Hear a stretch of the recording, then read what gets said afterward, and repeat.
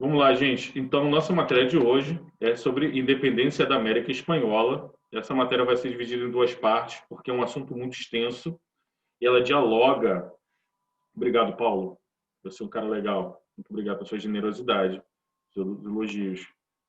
Isso me ajuda a me enganar. Obrigado, Jennifer. Eu me esforço. Só isso, é só esforçado. Só.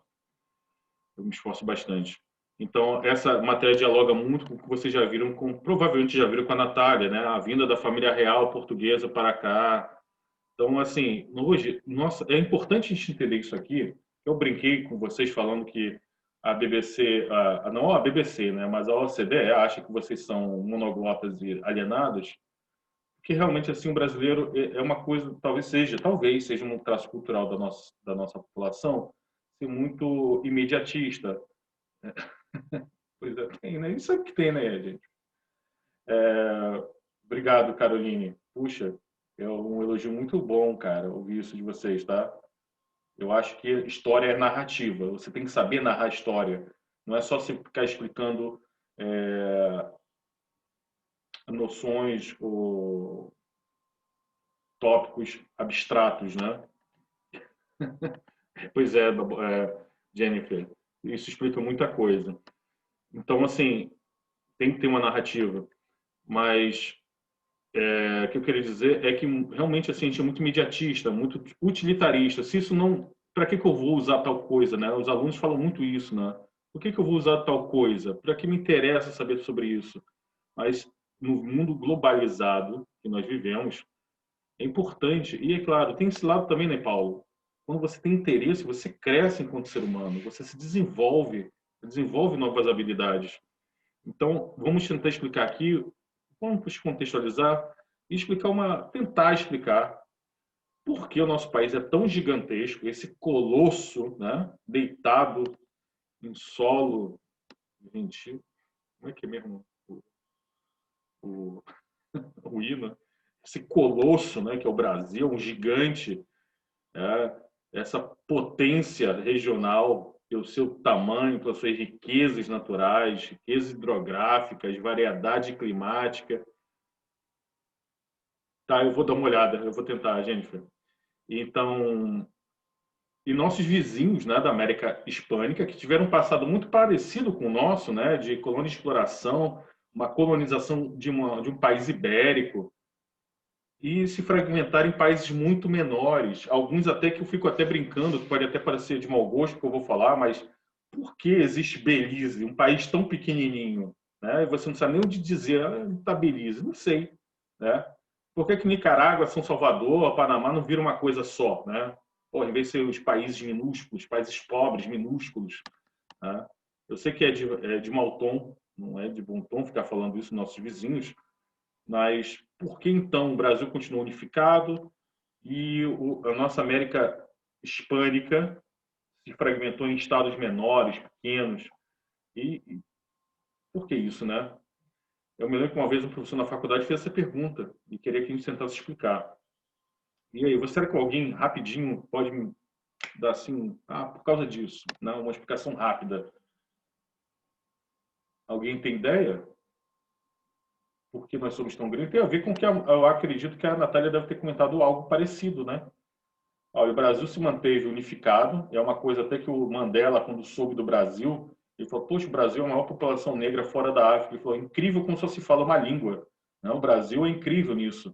Ele tem essa identidade, ele se manteve unificado, ele tem essa coesão que falta em muitos países pequenos, às vezes tem várias línguas, o nosso é gigante, só tem uma língua. O nosso poder ter se desmembrado em quantos países menores? Nosso poderia ter se desmembrado em 5 países gigantes, né? 5 países grandes, pelo menos, e se manteve unificado, grande parte porque Dom João veio com a corte portuguesa para cá, apoiado pelos ingleses, conseguiu então suprimir as rebeliões e manteve, né? Pôde então, enquanto que a América Espanhola estava com um vácuo de poder, porque o Napoleão fechou, né? Quer dizer, prendeu o Fernando VII, o rei da Espanha, e isso criou um vácuo de poder e possibilitou então que os movimentos emancipatórios da América Espanhola pudessem se desenvolver. Já aqui não. já que o Dom João pôde, então, ele até invadiu a Guiana Francesa só para perturbar o Napoleão, invadiu a Cisplatina. Estamos junto pelo ódio a Portugal. Não sei se é tanto ódio, não, cara, porque a gente vai ver aqui que outro caminho diferente. A América Hispânica, guerras, longas guerras de independência contra a Espanha. Brasil, assim, quem foi o libertador da América? Aliás, a apostila de vocês começa, né, com essa curiosidade. Por que o torneio que envolve apenas países da América Latina se chama Libertadores da América? E por que Estados Unidos e Canadá não participam desse torneio? Porque é um torneio. Mas aí, cara, eu conheço muito brasileiro também, gente, porque não é muito chegado, não. Não, mas a gente é muito higiênico mesmo. A gente tem todos os defeitos do mundo. Mas talvez a gente seja o único povo que depois do almoço a gente escova os dentes. É o único povo do mundo que leva uma necessaire para o trabalho e para a escola com escova de dente. Eles também, cara, só meter o perfuminho, né? Segundo o perfume, cara. É porque, primeiro, né, Paulo, os Estados Unidos já não jogam futebol, eles jogam com a mão. Eles jogam errado, né? Eles jogam botando embaixo do sovaco uma bola que nem bola é. Não tem ninguém no Canadá para jogar futebol, né, suficiente para montar um time, então também não participa. Mas o nome, né, Libertadores da América, em homenagem aos líderes da América Latina que lutaram pela independência. Então você tem Simão Bolívar, o grande herói, né, da América Latina. Eles pegam com a mão, cara. E Caroline, pois é, os europeus são assim, não tomam banho e botam perfume. Por isso que eu não uso perfume, estou sendo cheiroso. Uma roupa bem lavada, um bom amaciante, bem passada, e banhos diários, e um bom desodorante, eu não preciso de mais nada. Então, assim, Simão Bolívar, ele foi libertador da Bolívia, da Colômbia, do Equador e da Venezuela. Vocês devem estar ligados que na Venezuela atualmente, né, você tem um governo, para muitos considerado uma ditadura do Maduro, Nicolás Maduro. Né, a Venezuela, que é o segundo maior produtor de petróleo do mundo, já foi um dos países mais ricos do mundo por causa do petróleo. Nos anos 90, ele viu chegar ao poder o comandante Hugo Chávez, e Hugo Chávez ele tinha criado meio que um socialismo do século XXI, como ele chamava. Ele chamava então de bolivarianismo, em homenagem ao Simão Bolívar, esse herói, esse libertador da América. Na Argentina, no Chile e no Peru, nós temos então a figura de José San Martí, no Chile, Bernardo O'Higgins, no Uruguai, José Gervásio Artigas, e no Brasil, Dom Pedro I, né, para quebrar, né, essa regra. Nós temos então português como príncipe português, libertador do Brasil. Lorena, a água lá é cara. Se eu for tomar um banho todos os dias no hotel, eles falam para tu não fazer isso. Eles não entendem, cara. Questões culturais, né? Realmente, lá o Brasil tem o maior recurso hídrico do mundo, por isso que a gente toma banho todo dia. Herança indígena, né, cara? Bom de ser indígena que é isso, fica sem pipim, foi caçar uma paca, foi colher uma de raízes, correu de uma onça, ficou suado, já se mete no igarapé, fresquinho, toma um banho. Isso aí. Pois é, né? Mas a gente já anda quase pelado, cara. Né? Brasileiro, então carioca, então, né? Já anda quase pelado mesmo. Então, gente, diferente dos nossos vizinhos também, né? O nosso vizinho muito próximo, a gente precisa na Europa, né? O nosso vizinho para a Argentina, né? Uma cultura muito diferente também. Então, gente, a dominação do Bonaparte na Europa criou esse vácuo, mas antes de a gente falar do Napoleão, do impacto do Napoleão, a gente tem que falar um pouco da sociedade, né? Da sociedade da América Espanha, que é diferente da América Portuguesa. Tem muitos pontos em comuns, né? Você tem uma população miscigenada, você tem uma elite branca dominando uma massa de trabalhadores explorados de cor, seja escravizados, aqui no Brasil, no caso. Na América Espanha, você também tem escravizados africanos, mas em menor número. Vocês devem lembrar das aulas sobre colonização da América Espanhola, que, ao invés de se lançar mão da mão de obra escrava africana, os espanhóis decidiram, então, se aproveitar das estruturas que já existiam na América pré-colombiana. No Império Inca e no Império Azteca já existiam formas de trabalho, de exploração de trabalho, né, que não chegavam a ser escravidão, mas eram formas de trabalho compulsório e exploratório também, né? Tinha lá encomienda e tinha mita. Então, os espanhóis utilizaram essa forma de trabalho para explorar a massa de indígenas que tinha, principalmente no trabalho das minerações, né, da mineração, fosse no México ou na Bolívia, na região de Potosí. Pois é, cara, é isso mesmo, Carolina. O calor aqui faz com que você acorde grudento. É isso mesmo. Eles não, né? Não faz calor lá. Bom, mas, então, o problema é quando os caras vêm para cá nesse calor e mantêm os hábitos de quem mora na Rússia, né? Toma banho durante um ano, tá tudo bem, né? Não tem problema. Bom, então, então você tem no Brasil uma sociedade branca, né? Uma elite branca, os donos de terra, e você tem aquela massa de escravos sendo explorados. Na América Hispânica é um pouco diferente. Você tem uma elite branca explorando uma massa de trabalhadores ou indígenas ou mestiços e também escravizados africanos, mas essa elite na América Hispânica ela é um pouco diferente. Ela também tem divisão. Então você tem quem ocupava os altos cargos da administração pública das colônias eram os chamados chapetones ou reinóis, né, que vinham do reino, eram espanhóis escolhidos pela coroa espanhola para exercer altos cargos na administração nas colônias da América. Então, a coroa nunca escolhia alguém que nascia na América. E tinha a elite nascida na América, é claro, sem miscigenação, né, uma miscigenação muito rara.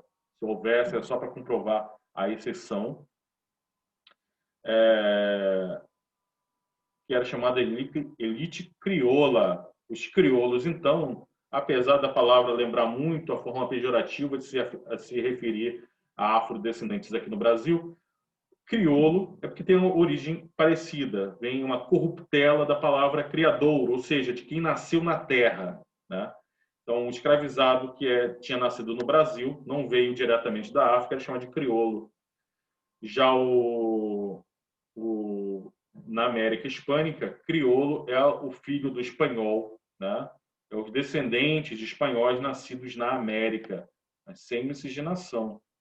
Então, essa elite crioula era muito ressentida porque nunca alcançava os altos cargos da administração, era vetada, eles não poderiam exercer esses cargos. Mas eles eram a elite também, eram donos de terras, eram donos de minas, eram donos de companhias de comércio. E a gente vê que lá da América do Norte, das colônias espanholas na América do Norte, onde hoje é o Novo México, Califórnia, Flórida, como é que se chama? Texas, o México, a América Central, o Caribe. Aí você tem a América do Sul, a parte da América Andina, a América Cone Sul, né, que é Argentina, Chile, Uruguai, Paraguai. São regiões muito diferentes, né? Muito diferentes. Tem regiões tropicais, tem regiões subtropicais, você tem regiões frias, regiões com mato, com a região andina, é muito diferente do Planalto do México. Então, a diferença também climática e da natureza acaba influenciando também na economia. Então, no México vigorava principalmente a exploração de minerais, né, preciosos, metais preciosos, e também o cultivo de lavoura para autossuficiência.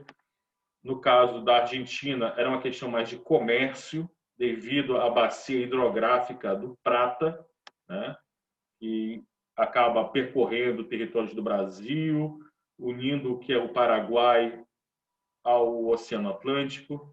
Então, essas elites elas não tinham um projeto comum, elas tinham interesses particulares, regionais, porque elas eram muito diferentes uma das outras.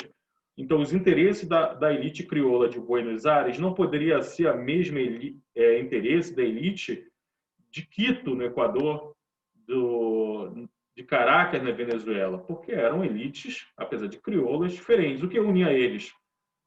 O desejo de tomar o poder, né? De chegar aumentar, né, o seu poder na hierarquia colonial e, influenciada pelo exemplo dos Estados Unidos da América, e muitos desses crioulos eram educados na Europa e por isso tiveram contato com as ideias do iluminismo, nunca esquecendo esses detalhes, né? O iluminismo francês ele não só influencia a Revolução Francesa, influencia a independência dos Estados Unidos da América, influencia algumas rebeliões aqui no Brasil, no caso a Conjuração Mineira é fortemente influenciada pelo iluminismo francês, a Conjuração Baiana também, vocês estudaram com a Natália, com certeza, e também essas independências da América hispânica também são influenciadas pelos iluministas. Então, tudo isso cria um ambiente que vai se tornar favorável quando o Napoleão invade a Espanha e prende o Fernando VII. Vocês devem lembrar que a gente falou aqui do bloqueio continental, a estratégia do Napoleão de ferrar com a Inglaterra, já que ele não podia vencer a Inglaterra de maneira direta, porque a Inglaterra tinha essa marinha poderosa e devastou a marinha francesa.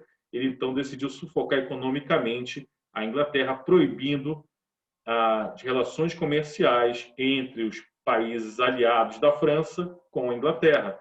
Quem furou esse bloqueio? Os mais dependentes: Espanha, Portugal e a Rússia.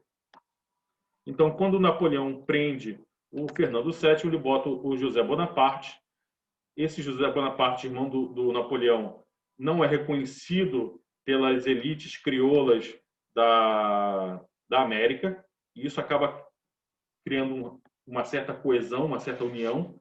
Então, agora eles vão ficar contra a França. É nisso que eles vão se unir. Mas dentro dessa elite crioula também tem uma divisão, porque tem aqueles que vão se manter fiéis ao rei da Espanha e aqueles que vão ver assim, olha, o rei preso, a gente luta contra o Napoleão, mas é a oportunidade que a gente esperava para lutar pela independência. Então, a Venezuela, Buenos Aires dá o primeiro passo em 1810. Vejam bem, a gente fala aqui dos movimentos revolucionários, os países só vão conseguir se tornar independentes mesmo a partir da derrota de Napoleão em 1815. Mas antes, durante ainda o governo napoleônico, você tem o primeiro passo. Buenos Aires, então, abre o comércio com a Inglaterra, mantém uma relação de amizade muito próxima com a Inglaterra. Então, esse já é o primeiro passo, porque quebra o monopólio comercial. Vocês devem lembrar de monopólio comercial metropolitano, a proibição das colônias de manterem relações comerciais com quem quer que fosse, que não fosse a metrópole, né? Só podia comercializar diretamente com a metrópole. Se aqui na América do Sul, os brasileiros e os argentinos precisassem comprar manufaturas, tecido, utensílios domésticos da Inglaterra, tinha que comprar através de Portugal, né? Não se podia negociar diretamente. Em 1811, a Venezuela dá o primeiro passo também para a independência, mas os espanhóis acabam esmagando essa primeira tentativa de independência. E aí quem dá continuidade é o Simão Bolívar. Em 1810, a Revolução de Maio, o Cabildo de Buenos Aires depõe o vice-rei. Né? Quem governava as colônias aqui na América Hispânica eram os vice-reis. Então você tinha o vice-reinado de Nova Espanha, que era o México, vice-reinado de Nova Granada, que é a região de Colômbia, Bolívia e Venezuela. Aí você tinha o vice-reinado do Peru, que é o Peru, Equador, parte do Chile. Aí você tinha, mais ao sul, o vice-reinado do Rio da Prata, que é o que é hoje Uruguai, Paraguai e Argentina, e um pedaço do Chile também. No México, na próxima aula a gente vai falar mais detalhadamente sobre o México é muito mais complexo. A população indígena maciça, né, de camponeses de origem indígena, são liderados então por um padre, o Miguel Hidalgo, que até hoje é um grande herói para os mexicanos. Ele lidera, ele vê o sofrimento do povo explorado secularmente não só pelos espanhóis, mas também pela essa elite branca crioula, que se une, né? É muito interessante, porque as lideranças, elas geralmente são crioulas, né? São brancas, liderando uma massa de indígenas. Então, contra a Espanha, os caras se unem, mas depois que tem a independência, só muda o explorador, né? O povo continua sendo explorado da mesma maneira. Então, esse Miguel Hidalgo ele acaba sendo preso pelos espanhóis e fuzilado. No Paraguai, o Paraguai toma outro caminho também, começa seu processo de independência em 1811 e consegue manter sua independência contra os espanhóis em 1813, vira uma ditadura e o ditador, que era o libertador, né, o Gaspar Francia, ele consegue então implementar um projeto de distribuição de terras para os camponeses. Ele faz uma reforma agrária, ele começa um processo de modernização do Paraguai, de implementação das manufaturas dentro do Paraguai, ainda que fosse uma coisa muito tosca, muito incipiente, mas já era um projeto de criar manufaturas, e ele começa então a se armar para defender suas fronteiras contra o Brasil, a Argentina, né, com seus vizinhos. E fatalmente isso vai levar décadas mais tarde, ainda no século XIX, à Guerra do Paraguai. Né? O Uruguai, curiosamente, o Uruguai ele é invadido pelo Dom João VI. Né? Durante as guerras napoleônicas, o Dom João VI invade a Guiana Francesa e invade o Uruguai. E, curiosamente, o Uruguai ele se torna independente não lutando contra a Espanha, mas a luta dos uruguaios é contra Dom Pedro I, né? Que perde a província cisplatina, o Uruguai se torna independente. Aliás, é curioso porque, na verdade, o Uruguai ele estava entre a disputa da Argentina e o Brasil. E a Inglaterra, quando media essa disputa, acaba, então, sugerindo a criação de um Estado tampão. O que é um Estado tampão? É o Uruguai. Para evitar uma guerra entre Portugal e Argentina, nenhum fica com território. Criou-se, então, a República Oriental, quer dizer, a República da Banda Oriental do Rio Uruguai. Então, gente, o Peru, eu vou falando aqui só as datas, né, e o revolucionário, né, José San Martí, apoiado pelos ingleses. É curioso que os ingleses têm esse